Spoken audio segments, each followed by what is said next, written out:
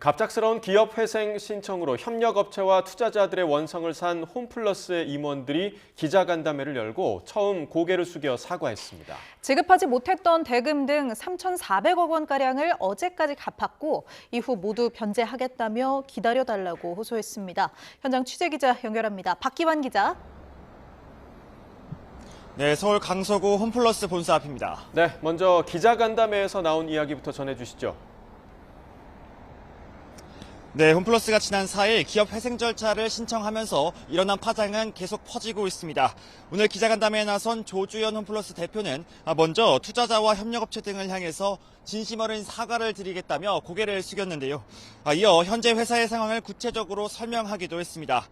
법원의 회생 절차 개시 이후 납품업체들이 대부분 돌아오면서 온라인, 오프라인 거래가 95% 이상 원래대로 작동하는 등 순조롭게 정상화되고 있다고 밝혔습니다. 앞서 납품업체에 지급되지 못한 대금은 상거래 채권으로 전환이 됐는데 이에 대해선 소상공인을 시작으로 어제까지 모두 3,400억 원 규모를 상환했다고 설명했습니다. 또 어제 기준 가용현금도 1,600억 원에 달하는 만큼 남은 채권도 모두 변제할 것이라고 자신감을 드러냈습니다.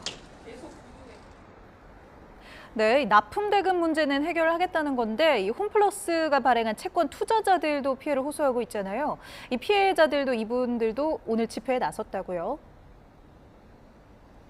네, 그렇습니다. 홈플러스는 지난달 28일에 예상치 못한 신용등급 강등으로 현금 유동성이 떨어졌고 어쩔 수 없이 3일절 연휴 동안 준비해서 지난 4일 기업 회생 절차를 신청하게 됐다고 설명하고 있습니다. 하지만 이곳 홈플러스 본사 앞에 모여있던 투자자들의 설명은 조금 많이 달랐는데요. 지난달 25일 오후에 홈플러스가 신용등급이 떨어질 걸 알고도 채권을 그대로 발행했고 이후 28일까지 거래되도록 방치한 건 사기라는 겁니다. 또 2021년 이후 줄곧 경영 상태가 악화했는데 신용등급이 떨어질 걸 몰랐다는 건 말이 되지 않는다며 오히려 카드사와 함께 거래를 방조한 건 먹튀 행각이라고 목소리를 높였습니다. 무엇보다 상한 계획조차 언급되지 않았다면서 홈플러스의 태도를 문제 삼기도 했습니다. 실제로 조주현 대표의 발언에서도 온도차가 나타났는데 상거래 채권은 모두 변제하겠다고 자신감을 나타낸 것과 달리 금융채권 상환은 회생 절차로 유예되어 있다면서 관련 절차에 따라서 변제될 것으로 예상한다고 설명했습니다.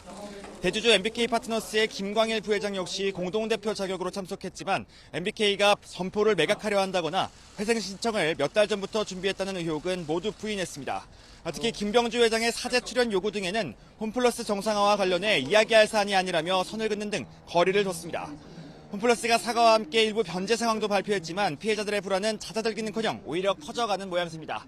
지금까지 서울 강서구 홈플러스 본사 앞에서 YTN 박견입니다.